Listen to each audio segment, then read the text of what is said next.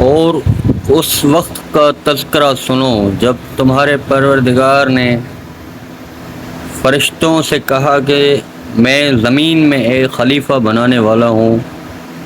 وہ کہنے لگے کیا آپ زمین میں ایسی مخلوق پیدا کریں گے جو اس میں فساد مچائے اور خون خرابہ کرے، حالانکہ ہم آپ کی تسبیح اور حمد و تقدیس میں لگے ہوئے ہیں۔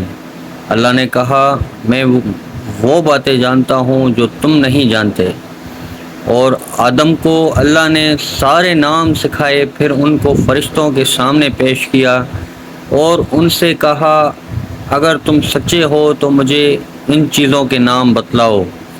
وہ بول اٹھے آپ ہی کی ذات پاک ہے،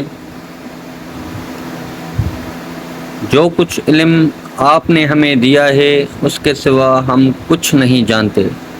حقیقت میں علم و حکمت کے مالک تو صرف آپ ہیں۔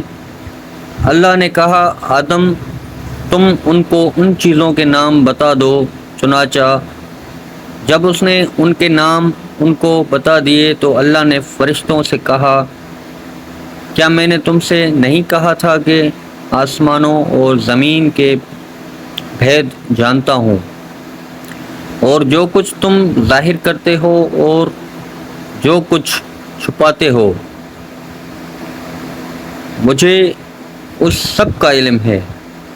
اور اس وقت کا تذکرہ سنو جب ہم نے فرشتوں سے کہا کہ آدم کو سجدہ کرو، چنانچہ سب نے سجدہ کیا سوائے ابلیس کے کہ اس نے انکار کیا اور متکبرانہ رویہ اختیار کیا اور کافروں میں شامل ہو گیا۔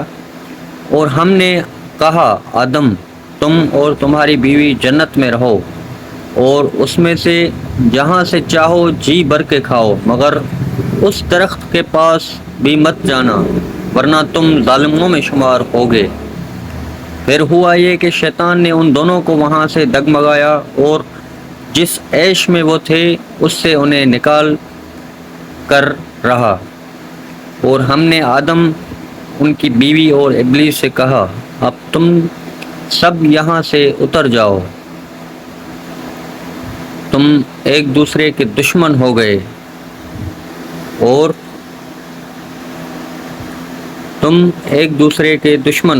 اور تمہارے لیے ایک مدت تک زمین میں ٹھہرنا اور کسی قدر فائدہ اٹھانا طے کر دیا گیا ہے۔ پھر آدم نے اپنے پروردگار سے توبہ کے کچھ الفاظ سیکھ لیے جن کے ذریعے انہوں نے توبہ مانگی، چنانچہ اللہ نے ان کی توبہ قبول کر لی۔ بے شک وہ بہت معاف کرنے والا ہے اور بڑا مہربان ہے۔ ہم نے کہا اب تم سب یہاں سے اتر جاؤ، پھر اگر میری طرف سے کوئی ہدایت تمہیں پہنچے تو جو لوگ میری ہدایت کی پیروی کریں گے ان کو نہ کوئی خوف ہوگا اور نہ وہ کسی غم میں مبتلا ہوں گے، اور جو لوگ کفر کا ارتکاب کریں گے اور ہماری آیتوں کو جھٹلائیں گے وہ دوزخ والے لوگ ہیں جہاں وہ ہمیشہ رہیں گے۔